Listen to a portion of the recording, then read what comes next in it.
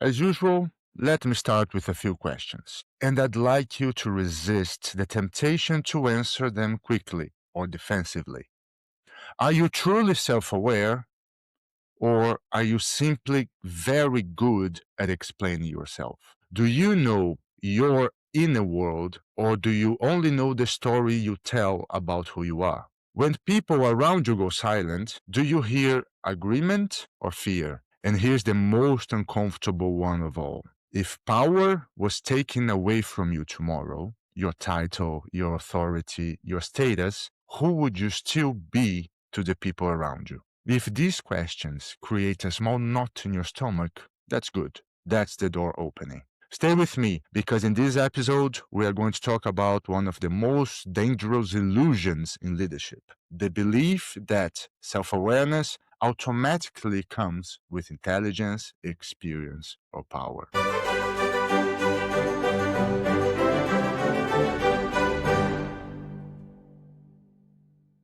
Most leaders I meet genuinely believe they are self-aware, and they understand why. They read books, they attend workshops, they talk about emotions, they use the right language, they've reflected, they've thought deeply, and yet their teams walk on eggshells. Here's the uncomfortable truth: self-awareness is not knowing your intentions, it is being willing to face your impact. Psychology has a name for the illusion most leaders live in.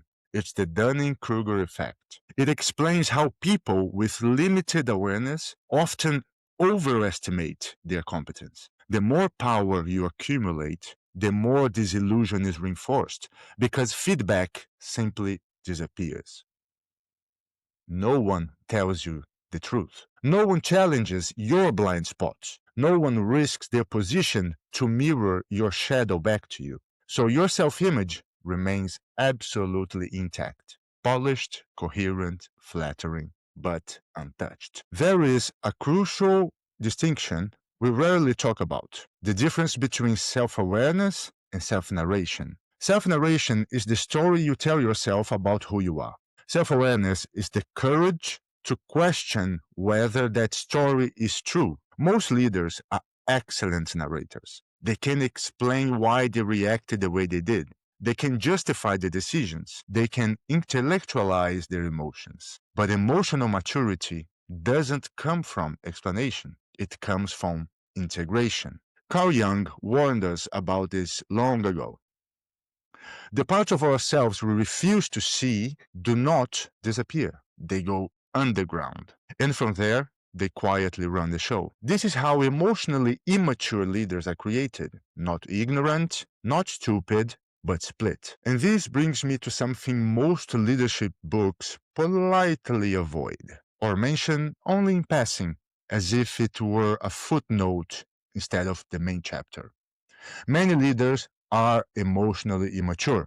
Let's face this. Not because they're evil, not because they're incompetent, and certainly not because they lack intelligence. In fact, many of them are highly intelligent, articulate, strategic, and professionally impressive. They are emotionally immature because emotional development is not guaranteed by age, education, or position. Emotional growth only happens when we are forced to confront ourselves. And power often removes exactly that confrontation. Emotional immaturity in leadership rarely looks like childish outbursts. It looks far more sophisticated and socially acceptable. It looks like defensiveness wrapped in confidence, control disguised as high standards, silence masquerading as calm, avoidance framed as strategic patience. It is a leader who says, "I'm just being direct," when they're being dismissive, or one who says, "I'm giving autonomy," when they are actually emotionally unavailable, or one who claims to be open to feedback, but whose body language quietly punishes honesty. Power does not correct this immaturity. Power actually hides it, because power removes the friction, and friction, emotional friction, relational friction, psychological friction, is how humans grow.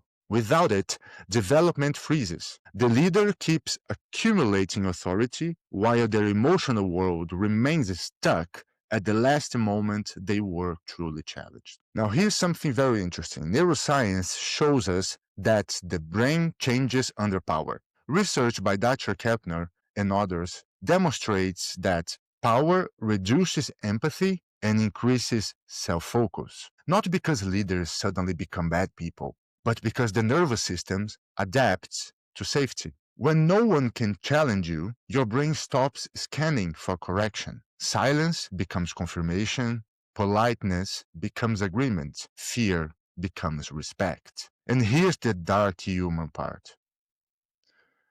Many leaders say, my door is always open, but no one walks through it. Not because the door is closed, but because the cost of honesty is just way too high. And here's the cruel part of this illusion. Leaders rarely experience their own immaturity. Their teams do.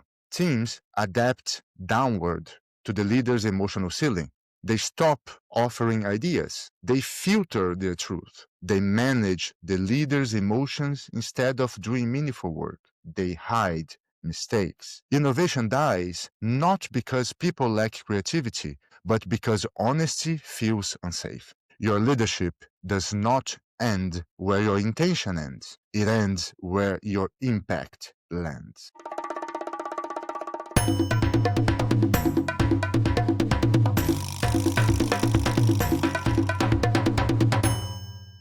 Now, let me get vulnerable with you for a moment, sharing a bit of my personal history. For a long time, I thought I was self-aware.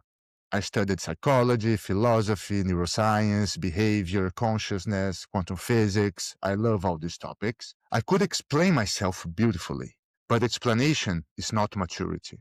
There were moments, painful ones I must say, where reality cracked my self-image, where feedback hurt much more than I expected, where silence around me spoke louder than words. And I realized something humbling.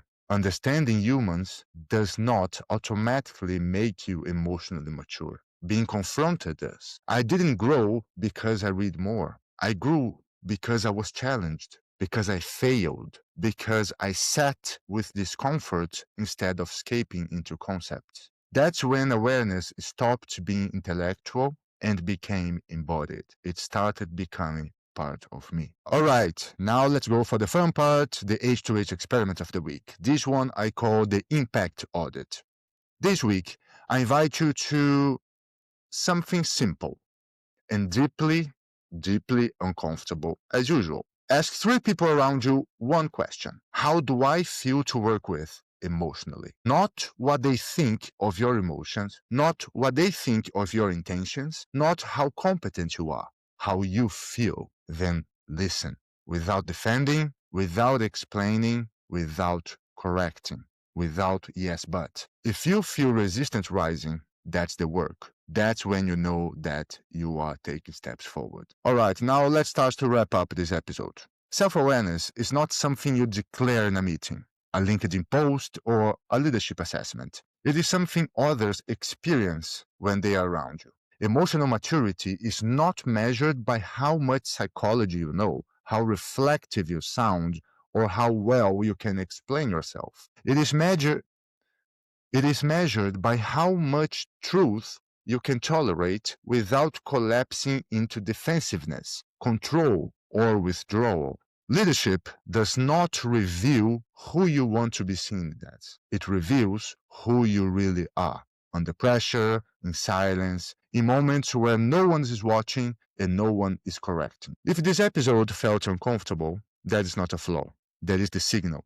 Growth always begins with friction. Awareness always begins where certainty ends. If you want to continue this journey of self-awareness, emotional maturity, and conscious leadership, I invite you to explore the H2H experiment beyond this podcast. You will find deeper reflections, articles, and books that expand these ideas at the h2hexperiment.com, a space created for leaders who are brave enough to look inward before asking others to follow. Thank you so much for listening.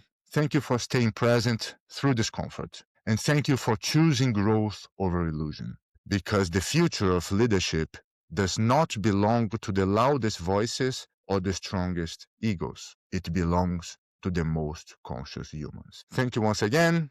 See you next time. Bye.